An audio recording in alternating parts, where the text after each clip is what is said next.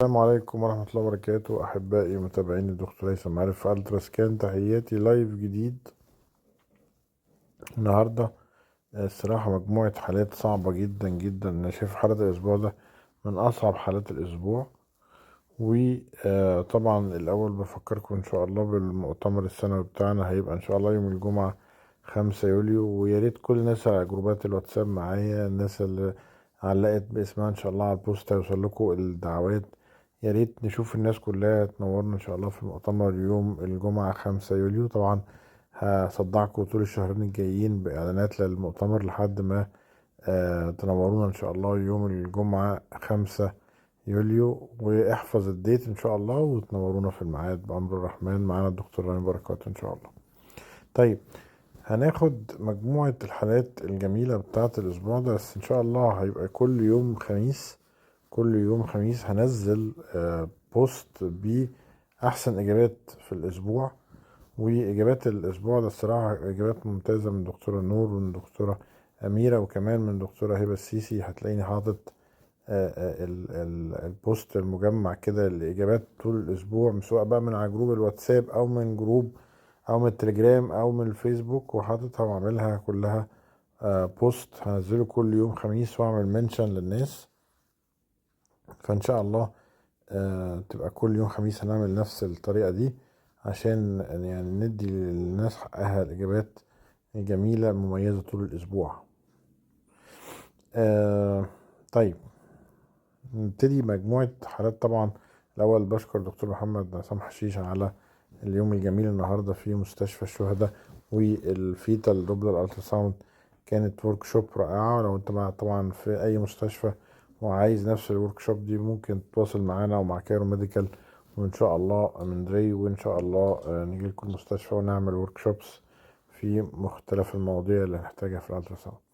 أول حالة الصراحة من حالات الأسبوع، مش اول بقى، دي اخر حاله، اللي كانت حاله الخميس. يعني ما حدش جاوب في الحاله بتاعت يوم الخميس.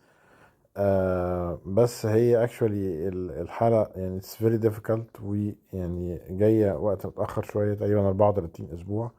بس الواضح والصريح في الحاله كان يونيلاترال فوكوميليا.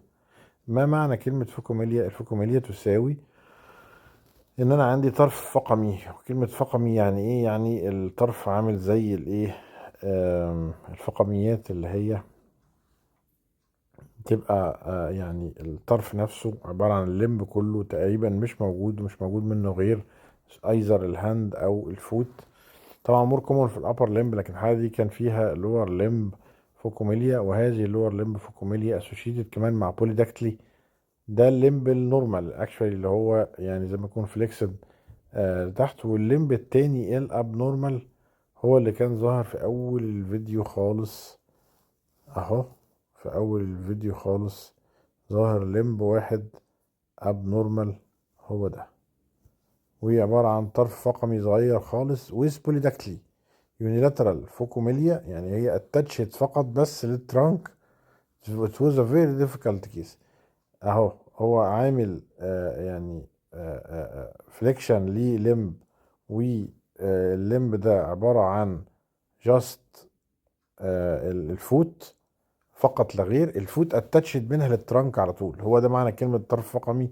يعني كل الليمب مش موجود، ومش موجود منه غير بس الايه، الفينجرز، او موجود منه جزء بسيط. طبعا الحالة صعبة جدا، عشان كده انا عارف محدش جاوب عليها.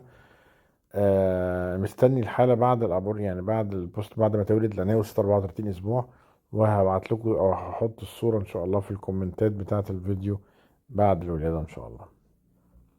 وبالتالي البيبي كان كله نورمال، في ما عدا ان احنا عندنا في اللور ليمب في طرف واحد عبارة عن فوت بس فقط لا غير اتاتشد للترانك. وهذه الفوت فيها بوليداكتلي. والبوليداكتلي هتلاقيها في الصورة بتاعت كفر فوتو اهي. الكفر فوتو دي بكل بساطة في لمب مظبوط، واللمب التاني عبارة عن طرف فقمي. سوري، لمب مظبوط واللمب التاني عبارة عن طرف فقمي وفيه صوابع كتيرة. ومستني ان شاء الله الصورة بوست مورتم اوريها لكم ان شاء الله. طيب، نكمل اللايف الجميل بتاعنا. هي دي من كتر صعوبة الحالة دي لم يجاوب احد لانها صعبة جدا، ولكن طبعا انا مقدر الناس ما جاوبتش عليها ان هي فعلا في منتهى الصعوبة. وهناخد الحالة اللي بعديها. الحالة اللي بعديها الصراحة جابت إجابات كتيرة جدا ممتازة، برافو على كل الناس اللي جاوبت. برضو شابت أوت للدكتورة هلا عويس، جاوبت مجموعة حالات جميلة الأسبوع ده. وهوريكم إجابات الحالة دي. الحالة دي جاي عليها إجابات ممتازة جدا. يعني أنا نسيت أحط طبعا في الديسكريبشن بتاع أو في الوصف الحالة دي، إن هي غير إن هي رايزوميليك دورفيزم، يعني اللور في شورتنج في اللونج بونز، ده كمان في مايكروجنيسيا. والاهم من كل ده ان السباين انتربتد في الاخر، يعني ما انتش قادر تايدنتيفاي السكرم، واخد بالك ازاي؟ فبالتالي في سكرال اجينيسيس او كودال ريجريشن سندروم. واللي هيخليك تلقط الكودال ريجريشن سندروم ان الاثنين لور ليمب ار انفكسد فليكشن بوزيشن، اللي بنقول عليها بودا بيبي. يعني هو قاعد مربع الاتنين رجلين الاتنين فيكسد فليكشن، او زي التيلور بوزيشن او بودا بوزيشن، اي كل ده كلام مظبوط. بس هو ده من ضمن الحاجات الاساسيه اللي هتشخص معاك الكودال ريجريشن سندروم. يبقى غير المايكروجنيسي والرايزومينيك دورفيزم، ده كمان في البودا بيبي اللي هو الكودال ريجريشن سندروم، يعني الجزء بتاع السكرم مش موجود، سكرال اجينيسيس كودال ريجريشن سندروم، او البوسلور ليمز ار ان فيكسد فليكشن بوزيشن. صراحه اجابات جميله جت على الحاله. انا كان مناقشتي مثلا هنا مع الدكتوره نسمه، بتقول انا مش عارفه شايفه الجزء بتاع السكرم موجود ولا لا. نو تابرنج اند السباين، برافو يا دكتوره رنانيا، بتقول انا مش شايفه الجزء بتاع السكرم تقريبا. والدكتوره بسيسي كانت اقوى اجابه، ابرابت فيرتبرال كولم نو تابرنج اند وزبودا لايك كروس ليج ساكرال اجينيسيس. شكرا دكتوره هبه، برافو عليكي، ممتازه جدا على الاجابه الرائعه. نكمل لايفنا الجميل، وصلنا للحاله اللي بعديها اهي. دي بقى اكتر حاله جابت اجابات هذا الاسبوع، وانا طبعا مقدر الموضوع من كتر ما الحاله جميله.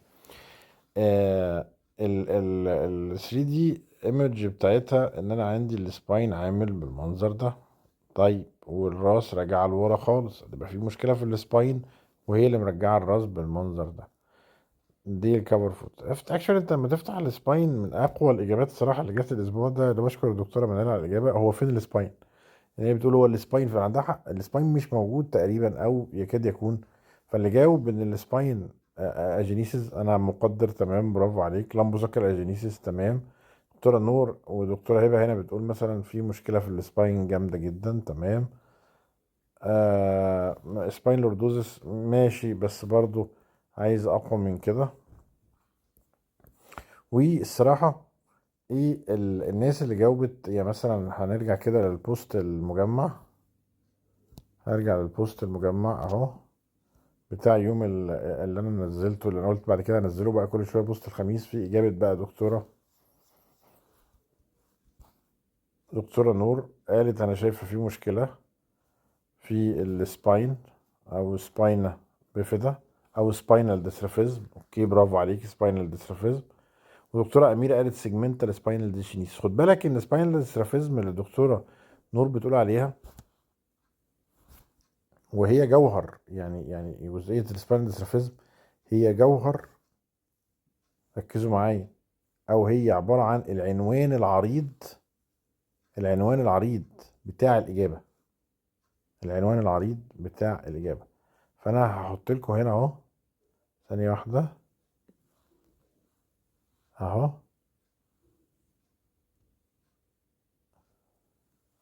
هبوست بس البوست بتاعي اللي هو بتاع الجمعه، لان انا كنت نسيت اعمل له بوستنج اهو. هبوست، واول ما هتشوفوا بوست الجمعه هينزل حالا دلوقتي اهو. انا لسه كاتبه من مفيش. وفي هذا البوست انا وضحت في هذا البوست اهو. اهو بوست ظهر فيه كل حاجة، وادي الإجابة، الجدول اللي الدكتورة نور حطيته، بشكرها على الإجابة دي. هي حاطة بتقول إيه؟ السباينال ديسترافيزم يا إما في سبكوتينيوس ماس أو ويزاوت سبكوتينيوس ماس. آخر هتلاقي إن تحت ال العنوان العريض بتاع السباينال ديسترافيزم كود ريجريشن سندروم، احنا لسه قايلينها من شوية في الحلقة اللي فاتت، وكمان سيجمنتال سباينال إيه؟ ديجينيس. فأنت ممكن تجاوب على الحالة اللي احنا بنجاوب عليها دلوقتي، يا إما كود سباينال ديسترافيزم از ايه يعني يعني برود كلاسيفيكيشن، او تخصص وتقول ان هي عباره عن ايه سيجمنتال سباينال ديجينيسيس، او ان انت تقول ان في راكسكيزس توتاليس يعني سباينال سباينا بيفيدا توتاليس، صح كده؟ يعني مثلا هتقول عليها ان هي سباينا بيفيدا، ما السباينا بيفيدا داخله جوه الايه التشخيص ده. تمام، سباينا بيفيدا داخله جوه التشخيص ده.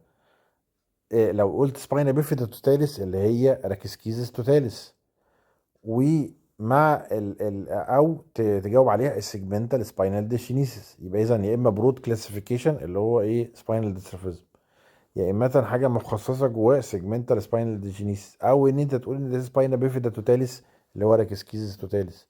وكل ده هيؤدي ان راس العيل هترجع لورا خالص، اللي هي عباره عن الحاله بتاعتنا دي اللي هي عباره عن انينسيفالي. فهتلاقيني مجاوب في الحاله دي بقول لك ايه، بقول لك دي خد بالك الحاله دي من اصعب حالات السنه دي، راكسكيزس توتاليس الفيتال هيد راجع لورا خالص. اللي جاوب سيجمنتال سباينال ديجينيسيس صح، او اللي جاوب برود كلاسيفيكيشن سباينال سيرفيس برضو صح، او اللي قال ان هي عباره عن راكسكيزس توتاليس يعني ديفكت في السباين از هول ومرجع الهيد لورا اللي هي الانينسيفالي. واستغليت الموضوع ان انا احط لك اقول لك ان جوه السباينال ديسترافيزم ده فيه كمان حاجه اسمها كودر ريجريشن سندروم اللي هي اجابه حاله الاربعه اللي احنا سائلنا من شويه.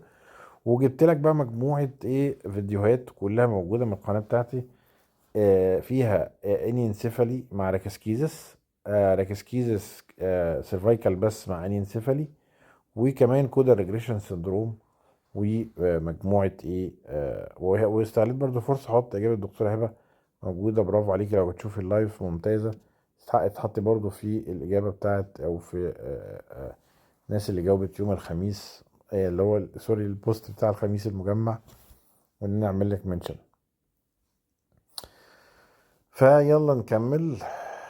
يا رب تكون الحلقه دي عجبتكم. انا شايف انها فعلا من اصعب حلقات السنه دي يعني على الاطلاق، مش مثلا من ايه هو حلقات السبعه الاسبوع ده كلها يعني ارخم من بعض. فشكرا لكل الناس اللي جاوبت. طيب هنكمل اللايف، وصلنا الحالة تمام. طبعا الحالة اللي بعديهم بقى انا حالة سهلة بقى اللي هي عبارة عن كونجنتال تفراجماتيك هيرنيا، حضرتك شفتها كتير، بس الاضافة الوحيدة ان انت شايف هنا الاستومك وشايف معاها الباول في الشيست وزق الهارت، وحوالين الهارت شويه بريكاردال افيوجن. لكن طبعا شفنا مع زي حاله الكونجنتال فراجماتيك دي كتير جدا، شفنا ليفت ورايت يعني. اللي متابع القناه ومتابع اللايفات، وطبعا كل الناس جاوبتها صح، ليها عليها اجابات برضو حلوه كتيره. وحاله تانية صعبه بقى المره دي، حالة تانية صعبة المرة دي. الحالة دي طبعا ارستوجريبوزس مالتيبلكس اللي جاوب مظبوط. الهارت فيه مشكلة، يعني هو الهارت فيه مشكلة، بس الهارت أنا رأيي إن حالة الهارت الموجود موستلي دي هتطلع ترانكس ارتريوزس اللي موجود في الهارت. موستلي الهارت عبارة عن ترانكس ارتريوزس، لأن أو تي جي ايه، لأن هو فيه اتنين فيسل موجودين ده فيرسس ده، ويمكن تي جي ايه كمان أنا ايه يعني حاططها أكتر في الهارت. طبعا اللي بيقول لي انت ما جبتش فيديوهات او فيديوهات الهارت اقوى من كده، الموضوع صعب يا جماعه، ان الحاله كانت اوبيس شويه ومع الفلويد الكتير اللي موجود. ف يعني الاساس التشخيص كان بالنسبه لي فعلا اريثروجريبوزس مالتيبلكس، ان العيل فيه كلينشد هاندز، وبالتالي ده مسلي ده ادوارد.